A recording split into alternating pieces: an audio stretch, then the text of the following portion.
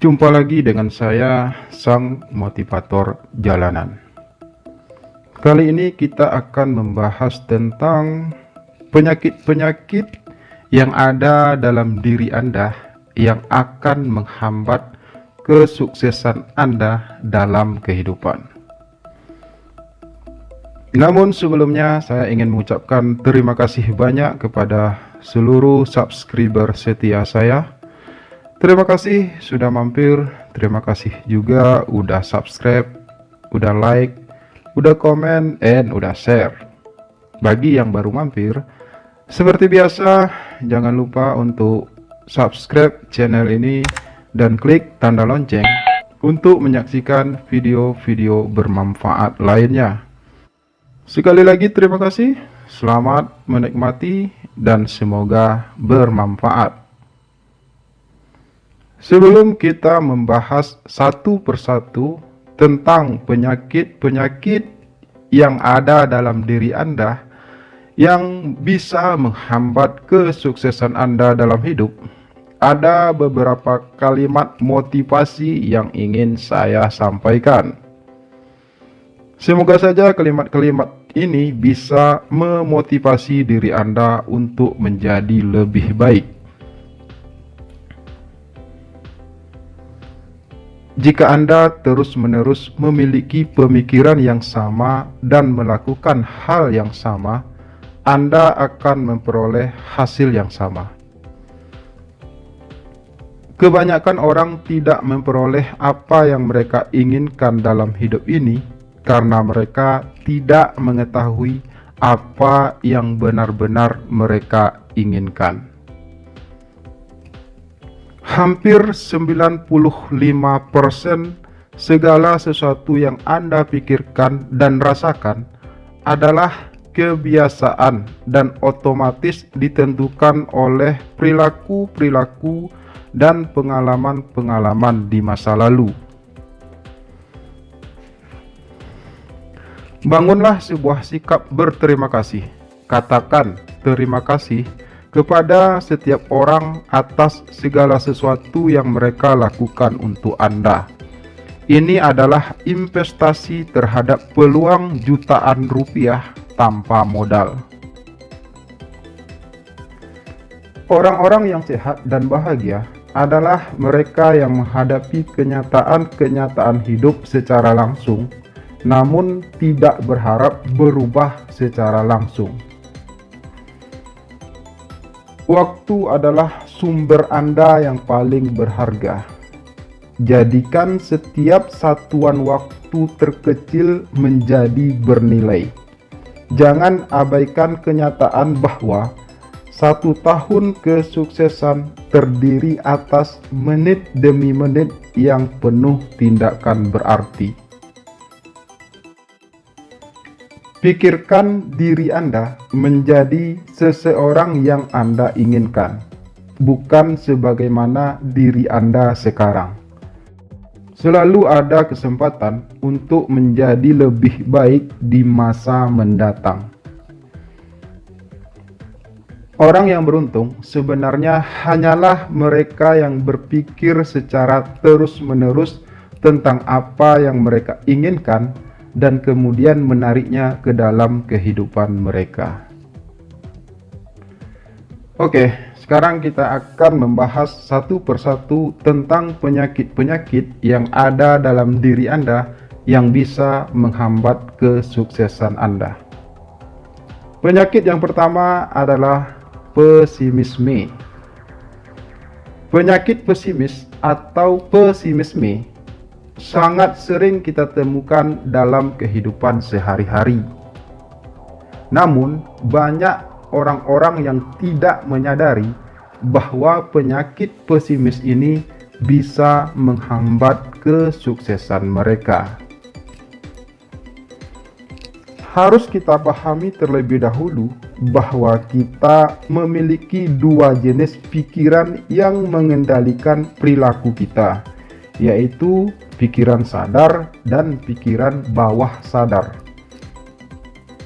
Pikiran sadar adalah pikiran yang kita pahami dalam pengertian sehari-hari, yaitu perangkat yang kita gunakan untuk berpikir logis dan rasional.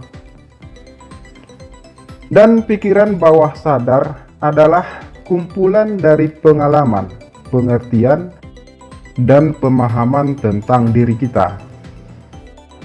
Hal ini mirip dengan data yang terdapat di hard disk komputer, hasil penyerapan sejak kita dilahirkan sampai dengan hari ini.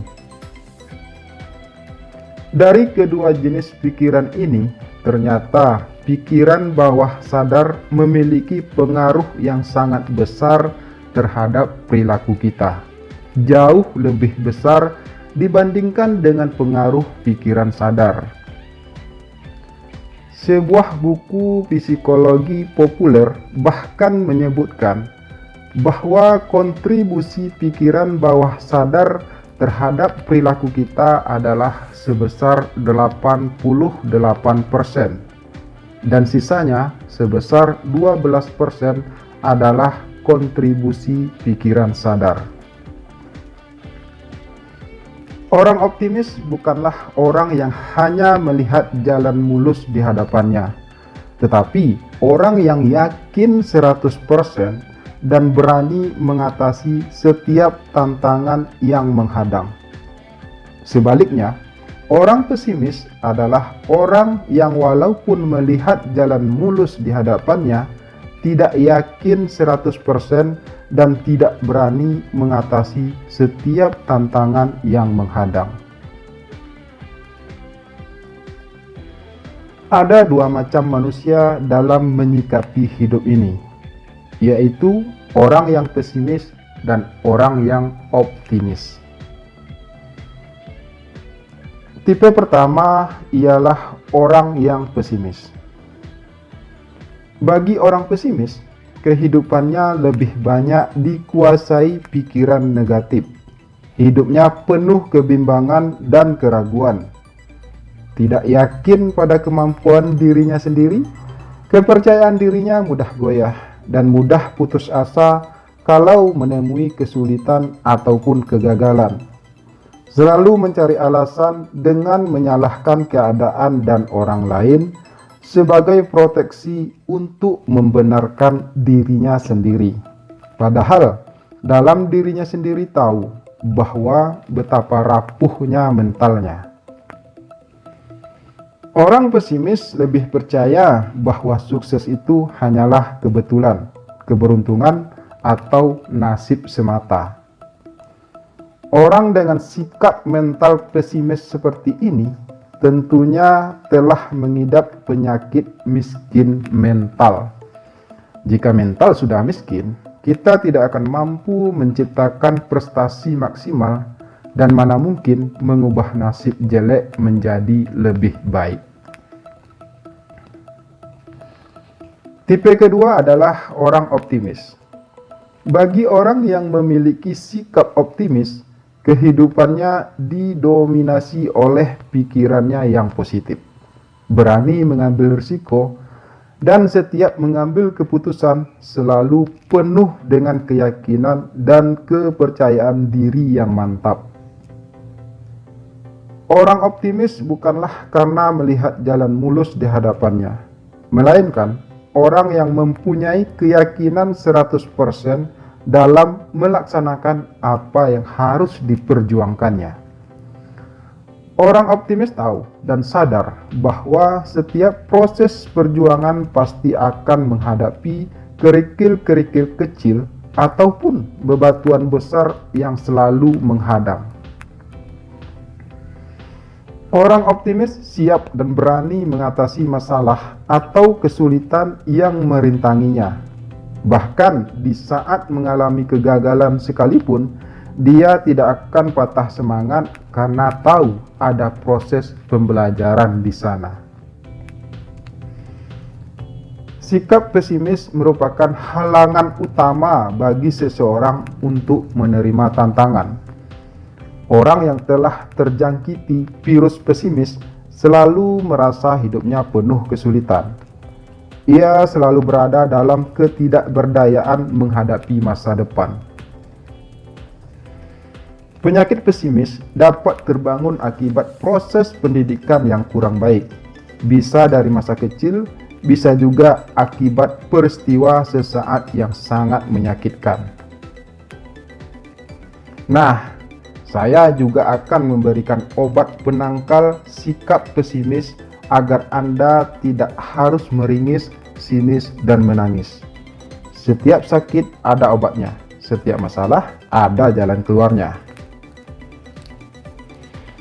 Berikut beberapa hal yang dapat menumbuhkan perasaan pesimistis dalam diri seseorang, atau ini merupakan penyebab utama terjadinya sikap pesimisme. Yang pertama, terlalu sering dibantu. Anak yang tumbuh dalam suasana sering dibantu biasanya tidak dapat mengenali kemampuannya. Ia akan sering mengatakan, "Saya tidak bisa." Keadaan ini terjadi karena anak tidak sedikit pun dibiarkan menghadapi kesulitan.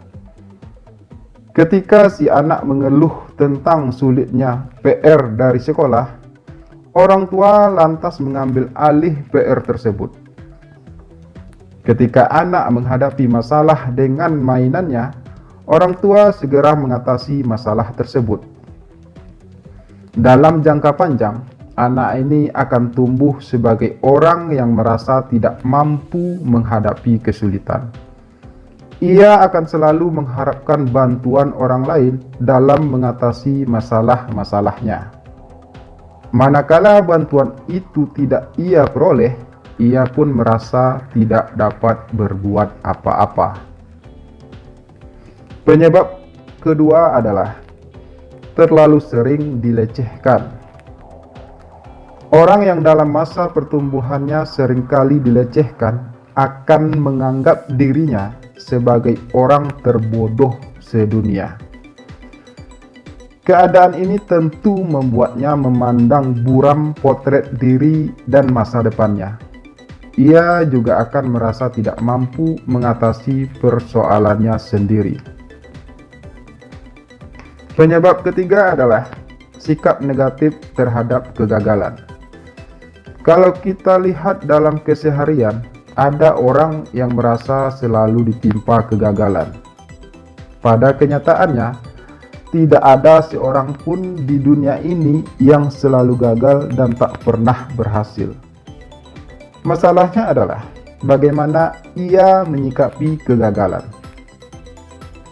Ada orang yang merasa begitu hancur ketika ditimpa kegagalan. Kegagalan menjadi peristiwa yang amat besar dalam hidupnya, sebab keberhasilan tidak pernah ia syukuri sedikit pun. Akibatnya, ia merasa sebagai pecundang, bodoh, dan tidak punya masa depan. Penyebab pesimisme yang keempat adalah dampak optimisme yang berlebihan. Optimisme berlebihan seringkali menyisakan pengalaman pahit dalam diri seseorang. Pengalaman ini membuat orang tidak lagi bergairah membicarakan target-target yang telah gagal itu. Orang seperti ini menghadapi trauma untuk membicarakan hal tersebut. Keadaan seperti ini tentu akan menyulitkan mereka untuk bangkit dari kegagalan. Ia akan lebih tertarik membicarakan dan memulai hal-hal baru daripada mengulang kembali pengalaman pahit tersebut. Pesimisme baik yang dialami oleh individu maupun kelompok memang harus diatasi. Namun, dibutuhkan keteguhan dalam membatasi masalah kejiwaan yang satu ini, karena pesimisme terbangun dari pengalaman dan kita tidak bisa mengubah hal-hal yang telah terjadi. Nah, untuk mengatasi penyakit pesimisme ini, kita harus melakukan hal-hal yang bisa membangkitkan semangat yang dapat memotivasi diri kita. Berikut ada beberapa hal yang dapat Anda lakukan untuk membangun kembali rasa optimisme kita, yaitu Yang pertama, temukan hal-hal positif dari pengalaman masa lalu, sepahit apapun pengalaman itu. Dalam kegagalan sekalipun, masih ada keberhasilan-keberhasilan kecil yang terselip. Cobalah temukan keberhasilan itu dan syukuri keberadaannya. Upaya ini paling tidak akan mengobati sebagian perasaan hancur yang kita derita. Cara yang kedua adalah tata kembali target yang ingin kita capai. Jangan biasakan membuat target yang berlebihan. Kita memang harus optimis, tapi kita perlu juga mengukur kemampuan diri sendiri. Kita juga perlu menelaah lebih jeli lagi cara apa yang mungkin kita lakukan untuk bisa mencapai target tertentu. Cara yang ketiga, pecah target besar menjadi target-target kecil yang dapat segera dilihat keberhasilannya. Seringkali ada manfaatnya untuk melihat keberhasilan-keberhasilan jangka pendek dari sebuah target jangka panjang. Hal ini akan semakin menumbuhkan semangat dan optimisme dalam diri kita. Tentu kita harus terus mensyukuri apa yang kita peroleh dari capaian target-target kecil tersebut. Jangan pernah terbesit dalam hati, baru segini, target kita masih jauh. Sikap ini sama sekali tidak membangun rasa optimisme. Cara yang keempat adalah berserah diri kepada Tuhan. Menyadari adanya satu kekuatan yang dapat menolong kita di saat kita menghadapi rintangan merupakan modal dasar yang cukup ampuh dalam membangun optimisme. Bertawakal tentu harus dilakukan bersamaan dengan upaya kita memperbaiki target dan strategi pencapaiannya. Cara menumbuhkan optimisme yang kelima adalah ubah pandangan kita terhadap diri sendiri dan kegagalan. Kita perlu lebih sayang dan menghargai diri sendiri. Jangan terus-menerus mengejek diri sendiri dengan mengatakan, "Aku ini orang bodoh, tak bisa apa-apa." Cara ini bukanlah sikap merendah, melainkan ingkar terhadap kelebihan yang telah Tuhan karuniakan kepada kita. Jika Anda, saya, dan kita semua secara bersama-sama mampu membangun kekayaan mental dengan berkesinambungan, mampu menjalani hidup ini dengan optimis dan aktif, tentu semua itu secara langsung akan berpengaruh pada kehidupan kita pribadi serta kehidupan keluarga. Kehidupan keluarga-keluarga yang sangat optimis dan aktif akan mempengaruhi kehidupan masyarakat secara luas. Untuk pindah dari sikap pesimis ke sikap jiwa optimis memang tidak mudah. Akan tetapi, Anda harus mencoba dan terus mencoba. Mulai hari ini, tebarkan semangat untuk berubah. Jalani hari-hari dengan penuh antusias, optimis, dan penuh kegembiraan. Sebelum tidur di malam hari, gunakan beberapa menit waktu Anda dengan memejamkan mata menghayal, membayangkan kondisi positif yang akan terjadi besok dengan diri kita. Bayangkan sesuatu yang positif yang menginspirasi Anda dan membuat Anda ingin mencapai dan menggapainya. Katakan bisa, katakan pasti bisa. Tidurlah dengan senyum yang mengembang.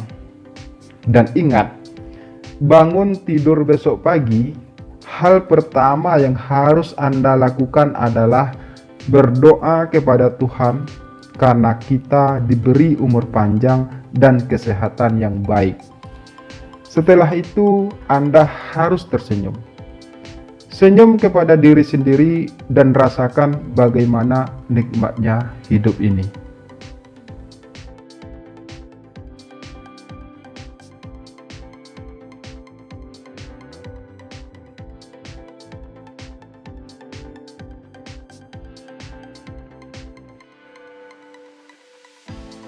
Penyakit yang kedua adalah tidak punya tujuan hidup. Hidup ini haruslah memiliki tujuan, karena untuk mencapai sesuatu, kita memang harus punya tujuan. Kita tidak akan bertindak untuk mencapai tujuan apabila tidak merasa harus.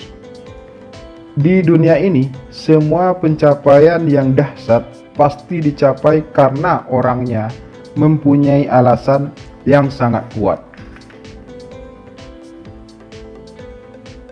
Jika Anda ingin merancang tujuan, Anda mesti meluangkan waktu untuk membangun impian. Jika Anda tidak punya impian, akan sulit untuk menentukan tujuan dalam hidup Anda. Sayangnya, kebanyakan orang jadi kehilangan kemampuan untuk bermimpi tentang apa yang paling diinginkan dan membangun motivasi untuk pencapaian. Jadi, untuk memulainya, luangkan waktu untuk bermimpi tentang apa yang paling Anda inginkan. Anda ingin seperti apa? Atau bahkan tentang apa yang ingin Anda miliki. Saat telah menemukan impian Anda, selanjutnya tuliskan semuanya ke dalam kertas. Setelah menuliskan semua impian Anda, baca sekali lagi apa yang telah Anda tulis. Saat membacanya kembali, berhentilah pada tiap-tiap impian dan tanyakan, kenapa Anda memimpikannya? Kenapa impian ini penting buat Anda? Jika Anda tak dapat menjawabnya dalam beberapa kalimat, kemungkinan itu bukanlah hal yang benar-benar Anda impikan. Dan akhirnya, Anda harus mencoretnya dari daftar impian Anda. Benarkah ini tujuan Anda? Banyak orang yang sebenarnya punya impian yang dibentuk oleh orang lain.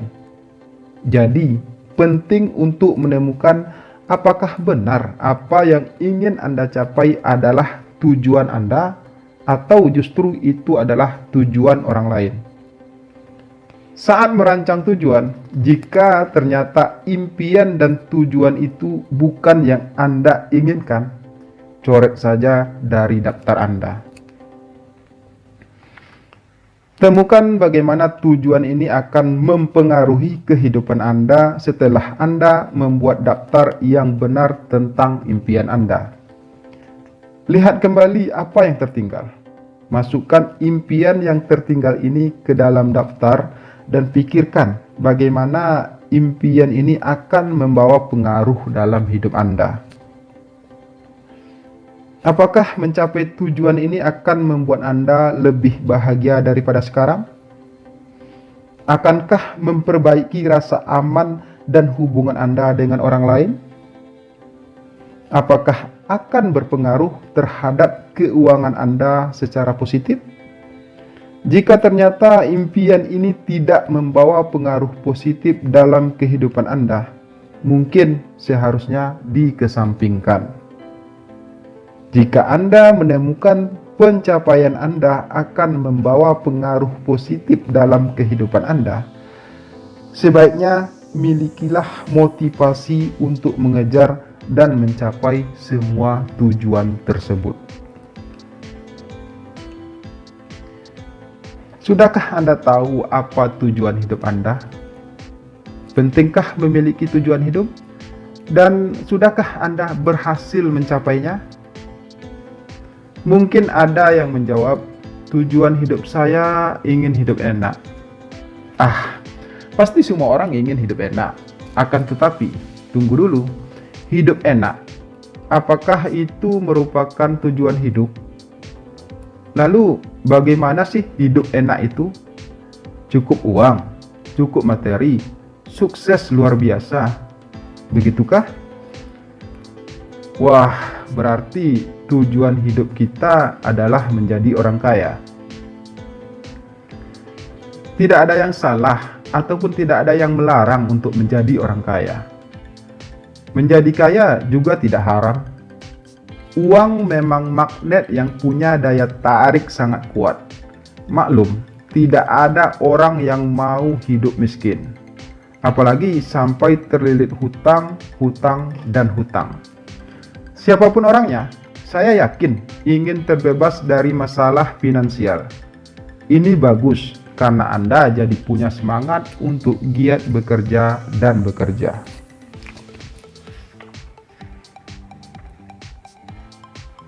Selain itu, berbagai penelitian telah menemukan bahwa tujuan dalam hidup merupakan hal krusial untuk menjaga kesehatan mental.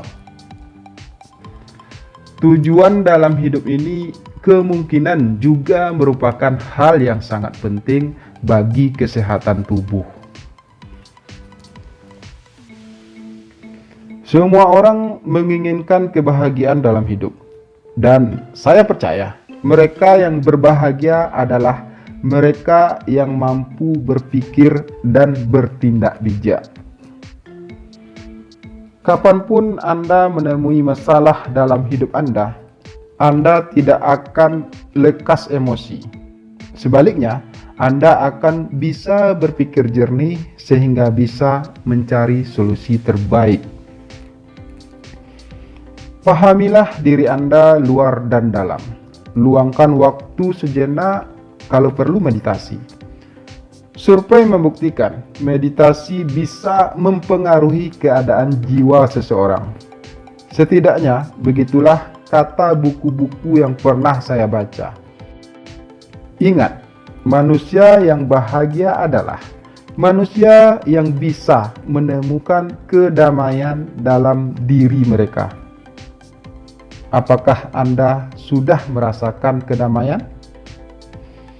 Banyak jalan menuju Roma. Silahkan pilih jalan yang sesuai dengan diri Anda sendiri. Dan hanya Anda yang tahu jalan mana yang akan Anda tempuh. Saya yakin Anda semua punya cita-cita. Mungkin Anda ingin menjadi pengusaha, artis, pegawai negeri, dokter, bahkan menjadi presiden. Dan apapun cita-cita Anda, cita-cita itu hanya mungkin terwujud bila Anda tahu bagaimana cara mencapainya. Dan kembali ke soal tujuan, pastikan Anda memang menginginkan tujuan itu karena memang sesuai dengan kata hati Anda, bukan karena ikut-ikutan, bukan juga karena ingin terlihat keren. Namun, pastikan tujuan itu karena memang merupakan panggilan dari dalam diri Anda. Mulai sekarang, buatlah tujuan hidup Anda agar jelas arah yang akan Anda capai. Jangan berprinsip Anda hidup mengalir seperti air. Orang yang hebat adalah orang yang melawan arus. Ikan yang sehat adalah ikan yang hidup melawan arus, berenang, berjuang untuk mencapai hidup yang lebih baik. Artinya, orang yang berhasil adalah orang yang memiliki tujuan.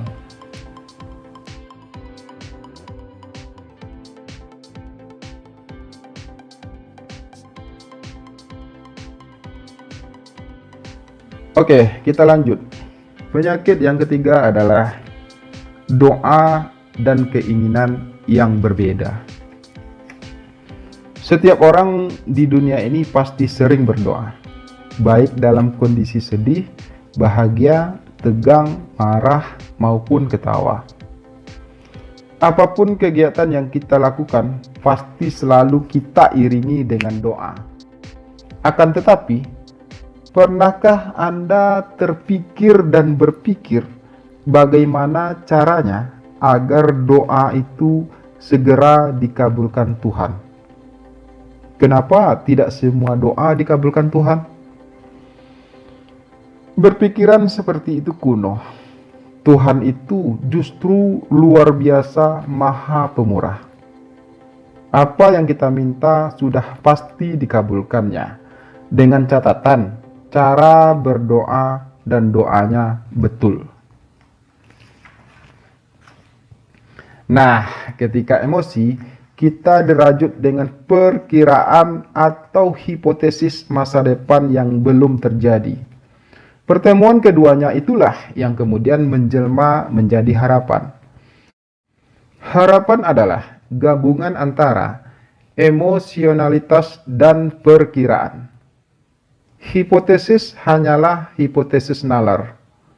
Akan tetapi, ketika diberikan sebuah tingkatan tertentu dalam emosionalitas manusia, hipotesis itu akan berubah menjadi harapan atau keinginan.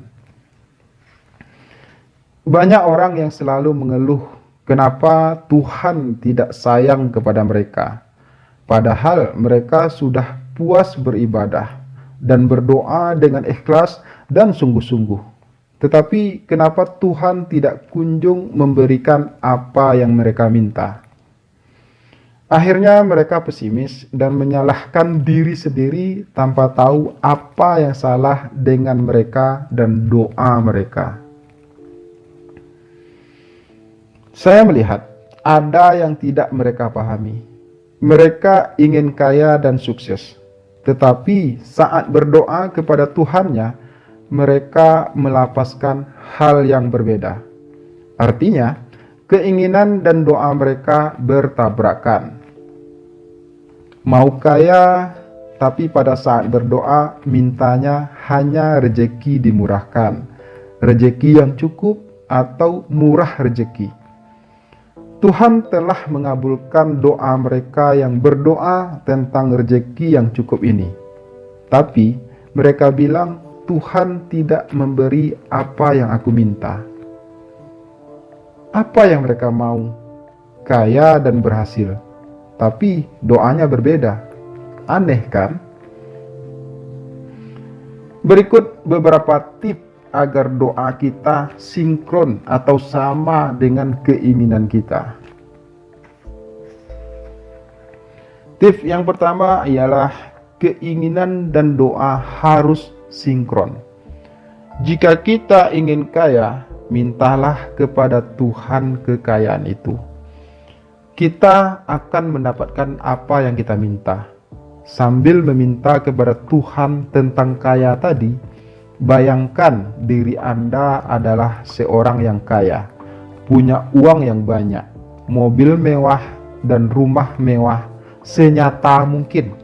Bayangan itu harus wujud, harus nyata saat Anda berdoa. Tip yang kedua, jangan lapaskan doa yang standar. Doa standar ini keluar karena database yang ada dalam pikiran atau otak kita.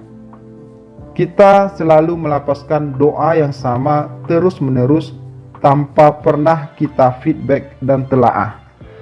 Sampai kadang-kadang kita pun tidak paham lagi doa apa yang baru kita pintakan atau baru kita mohonkan kepada Tuhan. Buatkanlah doa yang luar biasa untuk hasil pencapaian yang luar biasa juga. Yakinkan diri Anda bahwa apa yang Anda doakan pasti berhasil, langsung tanpa perantara. Secara psikologis, tidak ada perbedaan nyata antara harapan dan doa. Namun, secara definisi mungkin akan berbeda. Doa secara singkat yang ditujukan pada entitas tertentu adalah sebuah hasrat akan ketidakmampuan kita dalam mencapai keinginan, sehingga melepaskan atau mengharapkan keinginan tersebut dipenuhi oleh sesuatu yang lain yang kita yakini mampu memberikannya. Entah apapun entitas itu, alam, Tuhan, imajinasi sendiri, bahkan diri kita yang tidak kita sadari bisa menjadi objek tujuan doa. Harapan sendiri yang manusiawi mendorong adanya kegiatan doa semacam ini, alias mengharap pada entitas di luar diri sendiri yang memiliki harapan. Dengan demikian, yang mengklaim beragama, yang mengklaim tidak beragama, yang mengklaim dirinya bertuhan dan tidak bertuhan, tetap memiliki harapan atau bahkan doa. Perlu dicatat di sini, karena emosionalitas kita juga dipengaruhi oleh bentukan atau hasil dari proses komunikasi sadar dan tidak sadar dengan lingkungan tempat kita.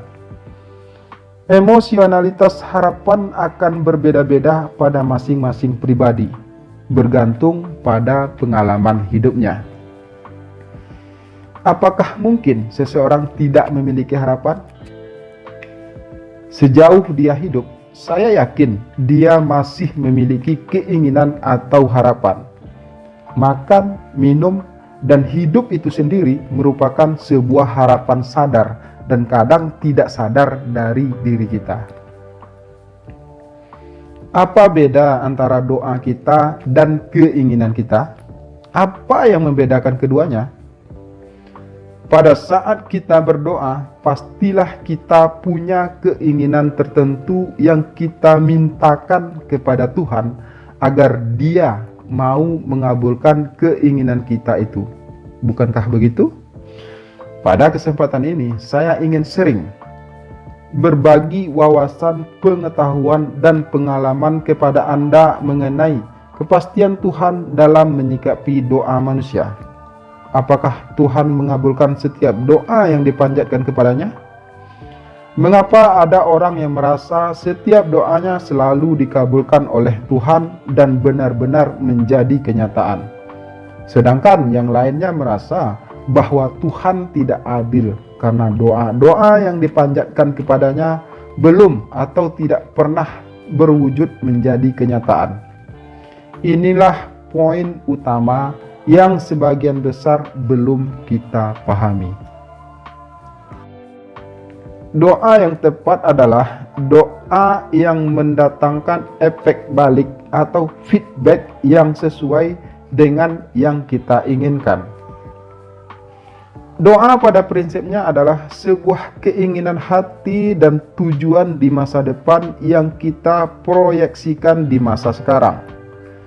Namun seringkali terjadi bahwa sebuah doa tidak terjadi sesuai dengan yang kita inginkan. Pada saat inilah kita sering menanyakan apakah doa kita salah atau Tuhan tidak berkenan pada kehendak kita.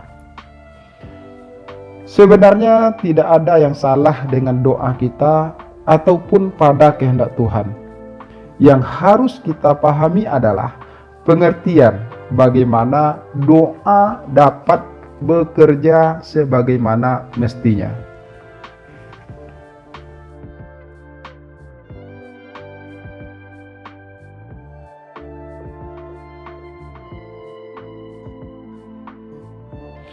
Penyakit yang keempat adalah dominan menggunakan otak kiri. Wow, kok mau ditutup videonya, bos? Kenapa? Bosan? Tunggu dulu, jangan berpikir macam-macam dulu ya. Jangan dulu bilang bosan, sebab Anda harus tahu bahwa pemikiran bosan yang negatif itulah yang lahir dari otak kiri. Aura negatif yang menstimulus pemikiran Anda muncul dari hasil input dan output otak kiri. Anda pernah mendengar orang berkata, "Waduh, hari ini perasaanku tidak enak, kurang srek. Tadi malam aku mimpi seram, gigiku copot."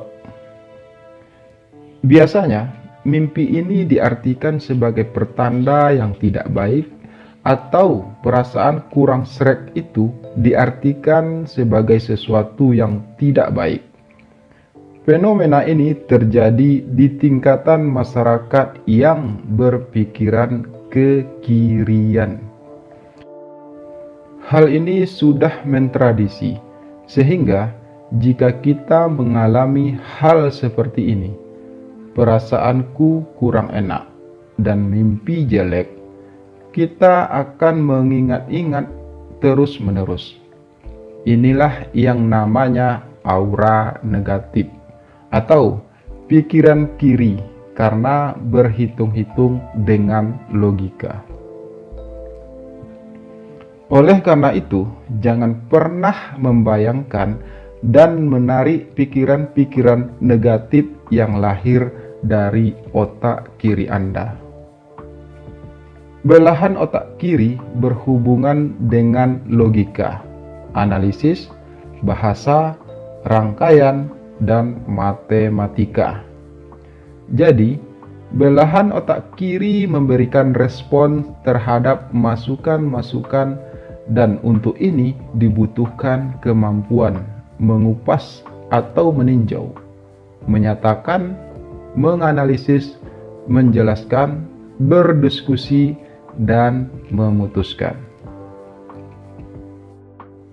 Apa Anda masih ingat dengan teman-teman sekolah Anda dari SD, SMP, SMA, dan perguruan tinggi? Mereka jadi bintang kelas atau bintang kampus. Juara 1, 2, dan 3 adalah kebanggaan bagi dirinya dan keluarga. Nah, ada lucunya, di mana mereka sekarang bekerja, yang masih hidup ataupun yang bekerja. Percaya atau tidak, mereka yang kita kategorikan pintar atau sang juara kelas tidak akan berani buka usaha atau jadi pengusaha. Mereka takut pada risiko karena pikirannya telah diracuni dengan menggunakan otak kiri, sehingga mereka memilih jalur aman menjadi pekerja atau karyawan. Mereka pintar dan hebat dalam pelajaran, tetapi takut mengambil risiko. Mereka berhitung dengan logika dan menelaah dengan otak kiri, sehingga sampai kapanpun tetap jadi pekerja. Mereka mencari hal-hal yang aman dan pasti, mengejar gaji yang pasti, mencari jam kerja dan pulang yang pasti, mencari aman dengan uang pensiun. Jika sakit, ada taspen dan asuransi, dan mengejar gajian yang pasti pada setiap awal bulan. Jika mereka jadi pengusaha, semua serba tidak pasti. Tidak pasti berapa penghasilan sebulannya, tanggal berapa dapat penghasilan, mau buka usaha apa, dan berapa perusahaan yang akan dibuka. Anda mau kan menjadi orang sukses, berhasil dalam usaha, kaya dengan cara usaha? Rasanya aneh jika tidak ada yang mengangguk dan mengatakan mau. Tak tahulah jika Anda masih menggunakan pikiran dari hasil olahan otak kiri Anda. Jika Anda sudah memahami dan mengerti tentang betapa kuatnya pengaruh pikiran otak kanan yang bisa lebih banyak memiliki imajinasi yang kuat sehingga dapat menghasilkan penemuan, pemikiran, ide-ide, mimpi, dan penemuan yang spektakuler. Orang kanan adalah orang minoritas yang dianggap makhluk aneh oleh orang mayoritas yang dasar pemikirannya berdasarkan hasil olahan otak kiri. Aneh karena jumlahnya sangat sedikit, padahal mereka lebih unggul, lebih superior, lebih berhasil, dan rata-rata lebih mulia. Karena dengan kekreatifan mereka, imajinasi mereka yang spektakuler bisa membuka usaha dengan sukses dan bisa lebih unggul. Otak kanan dalam tubuh kita itu sebenarnya adalah hati yang menggunakan feeling, dan otak kiri itu adalah kepala. Coba Anda renungkan bagaimana proses pengeluaran keputusan yang kita buat dalam kehidupan kita sehari-hari. Yang pakai kepala diproses dari belahan otak kiri dengan menggunakan analisis, logika, hitungan, dan rumus. Prosesnya biasanya harus runtut, urut, jelas, dan tidak bisa melompat-lompat. Berbeda dengan hasil keputusan yang dibuat oleh hati yang cuma berdasarkan feeling. Prosesnya cepat, boleh dikatakan tanpa pikir panjang. Nah, sekarang coba jawab, mau pakai yang mana? Kiri apa kanan? Kalau mau kencang dan laju, harus mendahului. Dan untuk mendahului, kita harus pakai yang kanan. Yang kanan itu adalah hati, yang kiri itu adalah kepala. Maka untuk itu gunakanlah hati. Intinya, jika akan memulai melakukan suatu usaha, jangan gunakan pikiran otak kiri dengan segala analisisnya, karena pasti Anda akan berhitung, logika, dan ikut aturan baku, sehingga yang bekerja adalah kepala. Yang mudah dan gampang adalah pakai otak kanan, sehingga tidak rumit dan mudah karena kita menggunakan hati atau perasaan.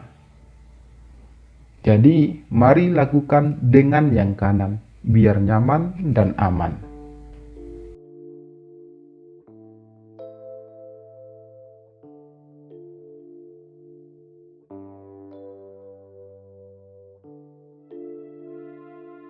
Penyakit yang kelima yang bisa menghambat kesuksesan Anda dalam menjalani proses kehidupan adalah lingkungan yang tidak mendukung. Bahasan terakhir saya tentang penyakit yang ada pada diri Anda yang akan menghambat kesuksesan Anda adalah masalah lingkungan yang tidak mendukung. Kalau Anda menonton video ini hingga akhir, tentu nanti akan tercipta nuansa berpikir yang baru. Anda tentu akan membandingkan kondisi Anda saat ini dan yang telah berlalu. Lingkungan merupakan salah satu faktor yang mempengaruhi pembentukan dan perkembangan perilaku individu, baik lingkungan fisik maupun lingkungan sosio-psikologis, termasuk di dalamnya belajar. Ada yang menyebut faktor lingkungan ini sebagai empiri, yang berarti pengalaman. Karena dengan lingkunganlah individu mulai mengalami dan mengecap alam sekitarnya.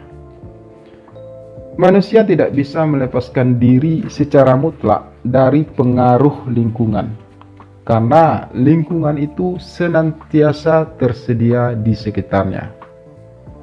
Nah, bagi kita nelayan, kita akan sulit melepaskan aura, perilaku, dan nasib kita jika kita tetap berada di lingkungan para nelayan.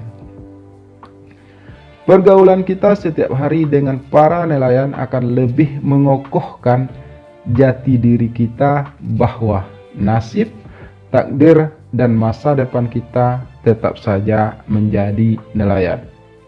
Kenapa? Karena dalam sehari-hari itulah lingkungan yang menurut kita paling ideal, yang memang merupakan warisan. Sehingga sudah seharusnya lah kita menjadi nelayan. Contoh sederhana. Anggap saja Anda sudah bekerja di sebuah perusahaan. Kira-kira kalau lingkungan kerjanya adalah orang-orang yang selalu pesimis, malas, tidak produktif, dan lain-lain, Anda akan terbawa suasananya tidak? Tentu saja terbawa. Semua ini akan menjadi kebiasaan hingga akhirnya otak sadar Anda memindahkan kebiasaan ini menjadi suatu kebiasaan atau program baru untuk alam bawah sadar. Akhirnya, kerangka berpikir Anda pun terpengaruh menjadi pola pikir yang cenderung negatif. Hati-hati dengan siapa bergaul tidak berarti lantas membatasi diri dan memilih teman. Kalau hanya sekedar berteman dengan siapa saja tidak jadi masalah. Namun, untuk pertemanan yang berkualitas, Anda bisa memilih mereka-mereka yang memiliki sisi positif untuk dipelajari. Seperti kata pepatah, bergaul dengan tukang jual obat, maka kita ikut berbau obat. Bergaul dengan tukang parfum, maka kita akan ikut harum. Dalam uraian ini, yang dimaksud dengan lingkungan hanyalah orang-orang atau manusia-manusia lain yang dapat memberikan pengaruh dan dapat dipengaruhi.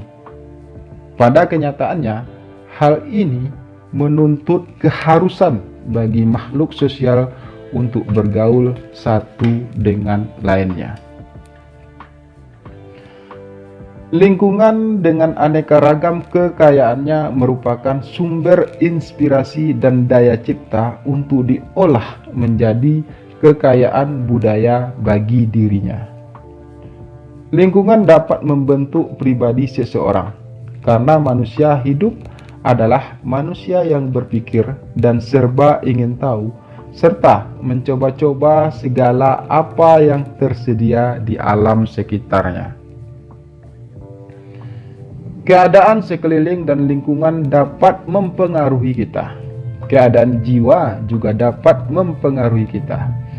Keadaan suasana hati dapat pula mempengaruhi kita. Mempengaruhi untuk bersikap dan melakukan sesuatu tindakan. Lingkungan adalah ruang tempat seseorang hidup, baik ruangan fisik, mental maupun spiritual. Lingkungan itu sendiri sebenarnya netral, tidak mempengaruhi apa-apa jika hanya dilalui sepintas kilas. Ia baru akan mempengaruhi manusia ketika menstimuli manusia secara berulang-ulang, terus-menerus dalam waktu yang lama. Pengaruh lingkungan terhadap manusia bisa berupa membentuk atau mengubah tingkah laku. Bisa positif, bisa juga negatif. Bergantung pada faktor-faktor yang relevan dengan kegiatan atau perhatian manusia. Manusia adalah makhluk sosial yang dapat dipengaruhi oleh lingkungan sosial dimanapun ia berada. Pengaruh lingkungan itu seringkali sangat besar sehingga bukan hanya mengubah atau meluruskan, melainkan juga mengalahkan tabiat asal seseorang. Jadi, untuk memperoleh pemuasannya, lingkungan tertentu akan mempersubur motif yang sudah ada dalam napas manusia. Seseorang yang memiliki motif pada kebaikan akan mudah terangsang untuk melakukan perbuatan baik jika lingkungan tempatnya hidup memberikan situasi yang kondusif untuk melakukannya. Jika lingkungannya tidak kondusif untuk itu, motif pada kebaikan itu akan mengendur atau tertekan. Selanjutnya, motif baik yang sudah menguat mudah menggerakkan manusia untuk melaksanakan kebaikan. Lingkungan sangat berperan penting terhadap pola pikir, cara pandang, dan cara sikap, keputusan yang dibuat, serta hasil yang akan didapatkan.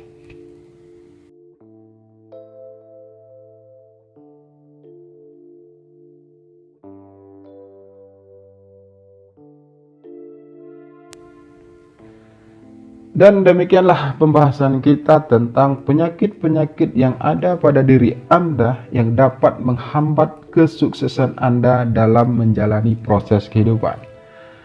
Terima kasih sudah menonton video ini sampai selesai.